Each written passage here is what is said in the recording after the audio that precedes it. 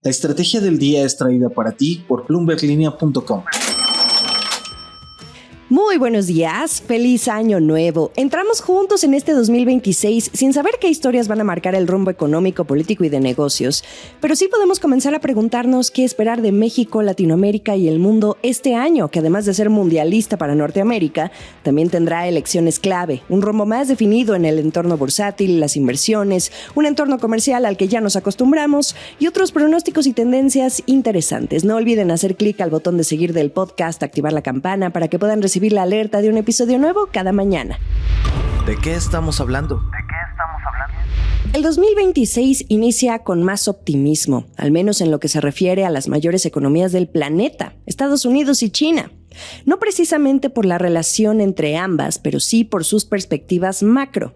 En el caso de Estados Unidos, se espera un mejor desempeño del Producto Interno Bruto, primeramente por el impulso que de la One Big Beautiful Bill venga, aquella controvertida ley que considera una reforma fiscal y presupuestaria con la que el presidente Donald Trump pretende recortar el gasto con algunos sectores, incrementarlo en otros, como en materia de migración, reducir incentivos fiscales e impulsar la economía mediante la desregulación. También por el aumento de la inversión empresarial gracias a la restitución de beneficios de la ley de recortes de impuestos y empleos, la política de aranceles, por supuesto, y los efectos, aunque rezagados, de los recortes de tasas que ya inició la Fed de Jerome Powell y quien este año, para gusto de Trump, deja la presidencia del Banco Central. En cuanto a China, también se eleva la previsión de crecimiento del PIB, en parte por la tregua en las negociaciones comerciales con Estados Unidos. Lo que pase con estas economías define el rumbo de muchos otros países que dependen, en cierto grado, de lo que a estos les impacte. Al respecto, desde la oficina más importante de Bank of America, uno de los bancos más grandes de Estados Unidos, su CEO Brian Moynihan dijo que espera que el gobierno de Trump reduzca las tensiones comerciales este año después de que los aranceles enviaran ondas de choque por todos lados, alterando los pronósticos económicos y las perspectivas en el corto plazo. Moynihan dijo a CBS News a principios de diciembre que Bank of America ve una desescalada y no escalada, con un promedio de aranceles del 15% y tasas más altas para los países que no se comprometan a las condiciones de Estados Unidos o a reducir las barreras no arancelarias. Ojo para México ahí. Moynihan dice que pasar de un 10% generalizado a un 15% para la amplia base de países no es un impacto enorme. Y ahí es donde su equipo de análisis dice que está empezando a desescalar. En otras noticias. Ya entrado 2026, sabemos muy bien que uno de los países protagonistas en toda esta incertidumbre comercial ha sido México, que sirvió de ejemplo sobre el trato hacia Trump, por la tasa arancelaria efectiva y por el tipo de negociación a nivel político y de seguridad que ha dejado en medio a la revisión del TEMEC, que ahora sí, después de tanto cantarlo desde 2024, este es el año en que se revisa o se renegocia. Con México también hay optimismo en torno al desenlace. Pase lo que pase, analista al que uno le pregunte, coincide en que México seguirá siendo un socio prioritario para Estados Unidos y eso le dará mucha ventaja y trato diferencial frente a otros países. Y sí, sería difícil ver un escenario en el que puedan desacoplarse las cadenas tan integradas que tienen no solo México y Estados Unidos, también Canadá, el otro socio comercial. La narrativa sobre la fortaleza de la región viene desde los funcionarios de los tres gobiernos, pasando también por las cámaras empresariales. Los expertos en comercio han hablado de una probabilidad de 5% o menos el que Estados Unidos decida salirse del TEMEC. Si no, pregúntenle a Pedro Casas, vicepresidente ejecutivo y director general de la American Chamber of Commerce en México, y que representa a las empresas estadounidenses con operaciones en el país. Casas, aunque optimista, opta por elegir vivir en una nueva realidad porque prevé que México sí logre una reducción de los aranceles que le impuso Estados Unidos, pero no se los quitará del todo de encima. Recordemos que México no logró dejar en el 2025 los aranceles del 25% sobre los productos que se intercambian fuera del TEMEC, además de que arrastra también tasas que no debería sobre el sector automotriz. Los metales y las barreras no arancelarias siguen siendo un motivo de preocupación. El argumento de Trump es que el país sigue sin hacer lo suficiente para combatir el tráfico de fentanilo y la migración irregular hacia Estados Unidos. Pasemos al terreno de la política monetaria. Venimos de un 2025 en el que Banxico se echó por el tobogán para bajar la tasa de interés y así cerró el año, pero este 2026 el camino podría pintar muy diferente. Los analistas prevén que el Banco Central detenga temporalmente su ciclo de recortes en los primeros meses de este año debido a un repunte esperado en la inflación, algo que pondría de buen humor al subgobernador Jonathan Heath, que ha mantenido su postura intacta respecto a que los recortes han sido prematuros.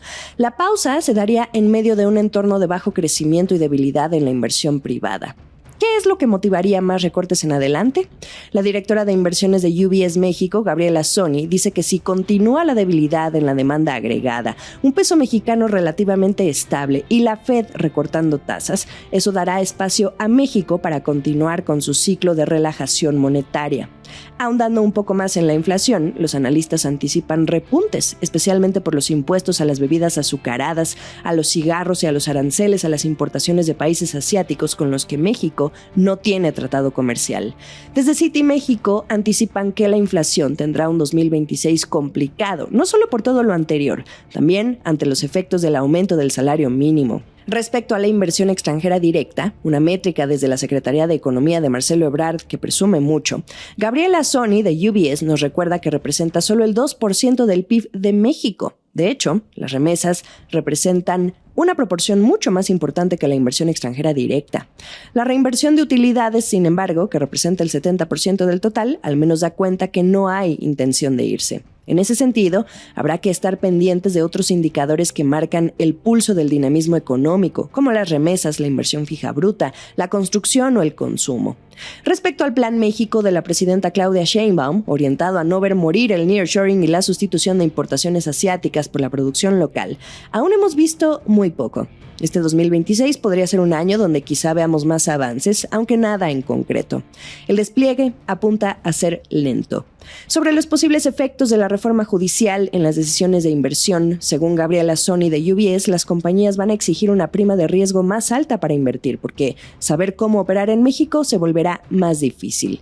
Finalmente, el mercado bursátil. Además de que hay buena perspectiva sobre lo que pueda alcanzar el principal índice de la Bolsa Mexicana de Valores, el S&P BMV IPC, que sería alrededor de las 70,000 unidades, el optimismo se renueva con la expectativa del posible listado de al menos 3 compañías, me dicen por ahí que grandes y conocidas, que podrían hacerlo durante este primer trimestre de 2026. Bueno, al menos una sabemos que pudiera ser Banamex tras la separación de Citi y que falta por concretar esa parte de la compra, después de que Fernando Chico Pardo se quedara con un 25% del banco. Lo que sí es que tanto la Bolsa Mexicana como Viva, los 2 centros bursátiles del país, esperan más debuts de empresas este año, algunas mediante el esquema de emisión simplificada, aprobado en la reforma a la Ley del Mercado de Valores de 2023. Por parte de Viva, aseguran tener 20 trámites de listado en proceso y 10 listos para colocar tanto en el mercado de capitales como en el de deuda. En el entorno empresarial, estaremos pendientes a General Atlantic, nuevo dueño de Ollamani, y por supuesto a la resolución de competencia del nuevo holding que quieren crear el dúo low cost mexicano, las aerolíneas Volaris y Viva Aerobús. América Latina. En 2026, América Latina ofrecerá lo que el mundo necesita. Al menos eso es lo que creen desde JP Morgan por estas razones. Energía y nuevos flujos comerciales, además de recursos, por supuesto. El banco destaca que una combinación justamente de recursos, ubicación y vínculos comerciales coloca a la región en el centro de los portafolios globales que buscan adaptarse a un orden fragmentado. Estamos hablando del abastecimiento de minerales, energía y productos agroindustriales que serán un eje estructural para los inversionistas. La tensión entre Estados Unidos y China abre espacio para que los países de esta región ocupen posiciones estratégicas en las cadenas de suministro. Por esta razón, dicen que América Latina es dueña de lo que el mundo necesita. JP Morgan sostiene que la reorganización del comercio mundial no reduce la importancia de la región, sino que la transforma en un punto de anclaje para sectores vinculados a tecnología, industria, energía y alimentos.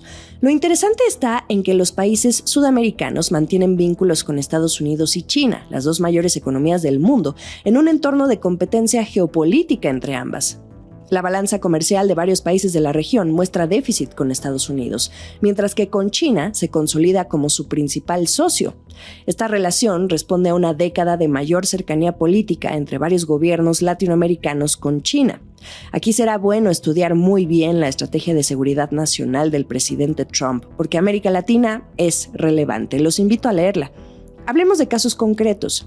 Chile destaca con 27% de la producción mundial de cobre y capacidad para abastecer sectores cuya demanda se intensifica por la proliferación de tecnologías basadas en inteligencia artificial. Perú complementa este panorama al albergar las mayores reservas de plata del planeta, mientras que México se sitúa como el principal productor, lo que amplía el mapa de insumos estratégicos asociados a manufacturas avanzadas y tecnologías de precisión. No olvidemos al litio. El litio y su papel en el almacenamiento energético. En este campo, Bolivia, Chile y Argentina tienen reservas, lo que les otorga un rol central en el suministro para baterías, vehículos eléctricos y sistemas de soporte para centros de datos. En materia energética, existe un renovado interés por el yacimiento Vaca Muerta, en un momento en el que Estados Unidos busca diversificar sus fuentes de energía y reforzar la seguridad de abastecimiento frente a un escenario internacional cada vez más fragmentado. Vaca Muerta es la joya de la corona para Argentina. No podemos dejar de mencionar a Venezuela, que posee las mayores reservas probadas de crudo del mundo, mientras que Brasil es el mayor productor de petróleo de América Latina, además de ubicarse como segundo exportador global de hierro. En cuanto a rutas logísticas, las inversiones en puertos, carreteras y ferrocarriles amplían la capacidad exportadora, como la expansión del Canal de Panamá y la modernización de puertos en Brasil. Pasemos a las perspectivas de crecimiento económico, porque aunque hay buenas perspectivas en materia de inversión y en activos bursátiles y de divisas en América Latina, el ánimo es un poco más desinflado. Latinoamérica y el Caribe extendería este 2026 un ciclo de bajo crecimiento del cual no ha logrado salir, con solo unos pocos países destacándose por encima del promedio. Basta revisar las más recientes proyecciones de organismos como el Banco Mundial, la CEPAL, el FMI y la OCDE. La región recibe el año en medio de las presiones inflacionarias y fiscales, un consumo debilitado, baja productividad e incertidumbre política en algunos mercados. Y aún se escuchará el ruido provocado por la guerra arancelaria de Donald Trump, sin duda. Oxford Economics anticipa que el crecimiento perderá impulso en la mayoría de los países en medio de las persistentes presiones inflacionarias, especialmente en el segmento de los alimentos. En el terreno político, habrá elecciones presidenciales en Brasil, Colombia, Costa Rica, Haití y Perú. La gran pregunta es si continuará la tendencia del giro a la derecha que vimos en 2025 con países como Bolivia, Chile y Honduras. Lo estaremos analizando país por país. Acciones y reacciones. ¿Y qué esperar de los mercados financieros en 2026? Les recomiendo escuchar el último episodio del 2025, en el que comentamos un par de ideas de inversión a tomar en cuenta este nuevo año, basadas por supuesto en las perspectivas de las firmas y bancos de inversión más importantes. Pero si hablamos de índices como el S&P 500 o el MSCI de mercados emergentes, la perspectiva es favorable para estas acciones globales que los integran gracias a un entorno macroeconómico respaldado por la moderación de la inflación, una política monetaria más laxa y el impulso estructural de la inteligencia artificial. En donde la mayoría de los analistas coincide es en la debilidad del dólar. Hay una visión bajista para este 2026. Por eso, entre las principales recomendaciones resaltan estrategias de inversión vinculadas a monedas latinoamericanas, particularmente el real brasileño. Bank of America considera que se están alineando factores que podrían detonar su depreciación este año. No podemos dejar de hablar del oro tampoco, porque se estrena en este 2026 con un buen impulso y mucha champán. A finales del año pasado, este metal se encaminó a su mejor desempeño desde 1979. De acuerdo con el World Gold Council, el metal ha alcanzado más de 50 máximos históricos y ha acumulado una rentabilidad superior al 60%. Esto lo ha vuelto a posicionar como un activo estratégico. El precio del oro viene siendo apoyado en compras de bancos centrales, fuertes flujos hacia fondos cotizados y el atractivo de los activos de refugio en un entorno de tasas más bajas. Según este Consejo Global del Oro, ahora lo digo en español, hay 3 posibles trayectorias para este 2026. El primero, denominado resbalón leve, se proyecta una ralentización moderada del crecimiento con una política monetaria más acomodaticia. En ese caso, el oro podría avanzar entre 5 y 15%. En el segundo, llamado círculo vicioso, se plantea una recesión más profunda, con implicaciones globales y caída en la confianza. Este es el entorno que llevaría al oro a un incremento de hasta 30%. Por último, el escenario de retorno de la reflación, que describe una aceleración económica impulsada por políticas fiscales, lo que implicaría alzas de tasas y un dólar más fuerte. En ese sentido, esto generaría una corrección en el precio del oro de entre 5 y 20% desde los niveles actuales. El último sorbo. Y bueno, no nos despeguemos del desenlace que tendrá la pelea por ver quién se queda con Warner, Netflix o Paramount, y que nos tiene con las palomitas en la mano y como un buen final de temporada que estos gigantes del contenido suelen proyectar en sus plataformas. Una muestra además de que el mercado de fusiones y adquisiciones anda muy activo en el mundo. El valor de estas operaciones a nivel mundial ha aumentado en torno a un 40% hasta alcanzar unos 4.5 billones de dólares en 2025, esto según datos de Bloomberg, porque las empresas ahora persiguen fusiones ultra ambiciosas, andan muy envalentonadas, con unos reguladores menos estrictos además. Importante mencionar que esta es la segunda cifra más alta registrada e incluye la mayor cantidad de operaciones valuadas en 30,000 millones de dólares o más.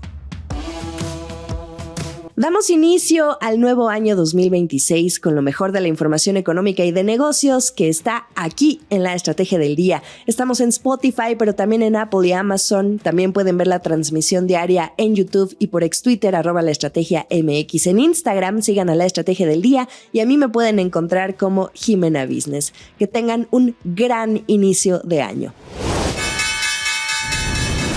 Esta fue La Estrategia del Día, escrito y narrado por Jimena Tolama, producido por Arturo Luna y Daniel Hernández. Que tengas un día muy productivo.